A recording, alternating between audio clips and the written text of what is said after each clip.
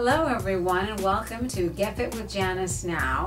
I'm Janice and today I have with me Michelle Market. She's a wellness counselor and she focuses on making sure you have high self-esteem and you eat right every day and you feel good about yourself. And she has offices in Herndon, Virginia, and we're filming today in her private office. So thanks for joining me today. Anytime, it's my pleasure. Yes. So let's start out with self-esteem. What is self-esteem?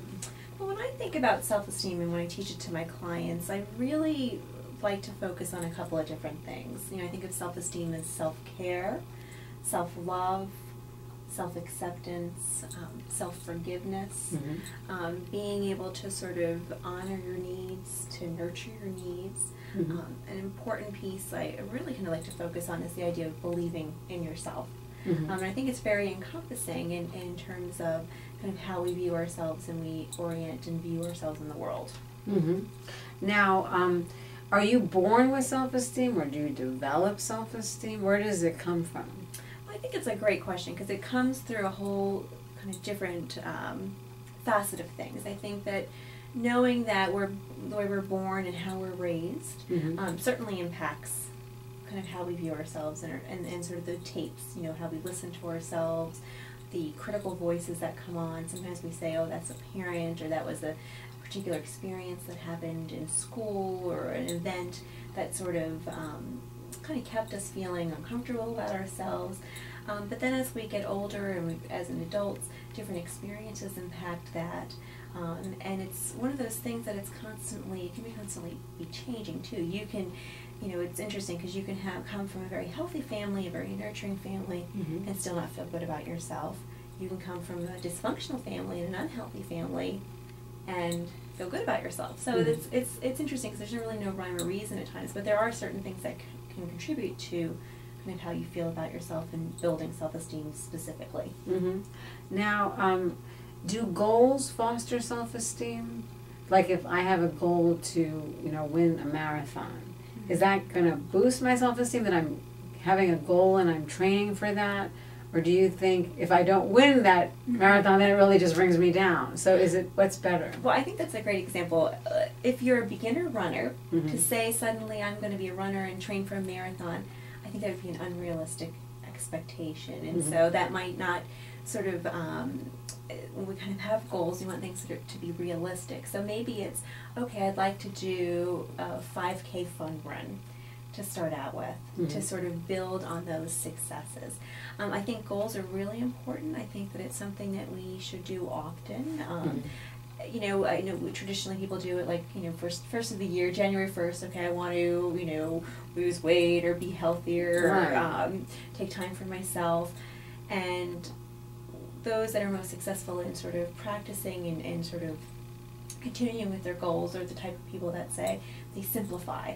Okay, I want to be healthy, as exhibited by I want to eat more fruits and vegetables. I want to just focus on that right now. When we try to do too many things, and like your example of marathon running, where it's way up here, we want to, and we're down here with sort of our running level. We want to sort of have baby steps to get to whatever our goal is. So do a half marathon or something like that. 5K. 5K. So do a 5K. Okay. Very good. Be realistic, but I think having goals are important, and definitely when you are sort of able to achieve those goals, that also helps in terms of kind of a good self-esteem boost. But goals shouldn't be the only thing that help to build your self-esteem. Now, a lot of times you say practice self-care. Now, what is self-care?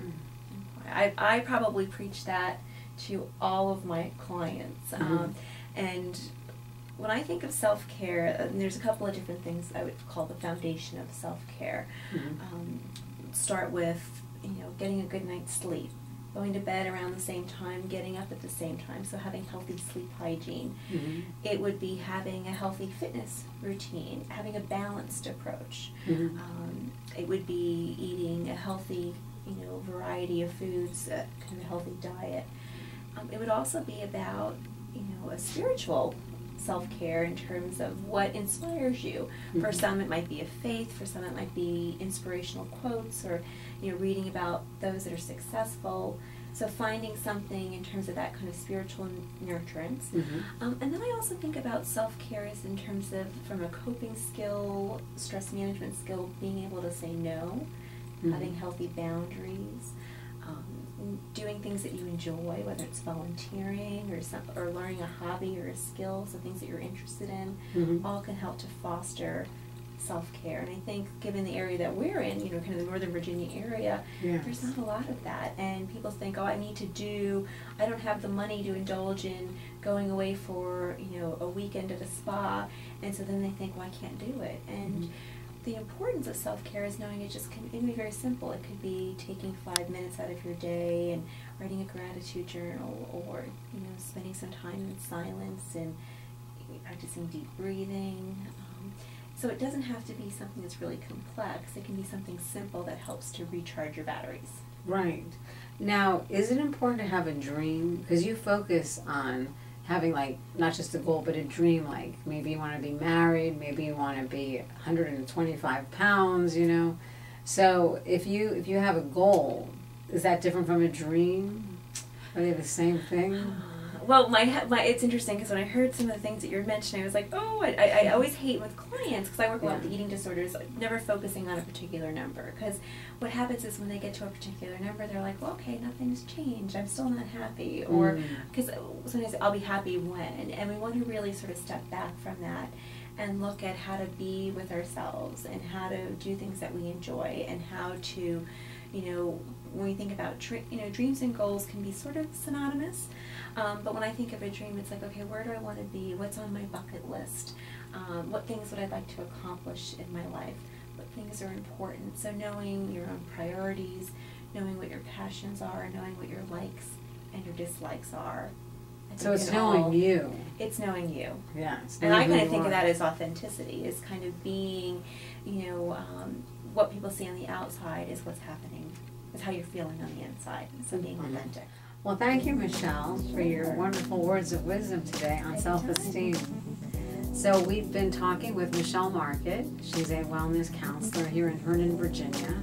And I hope our discussion helped you a little bit today on how to feel better about yourself and have higher self-esteem.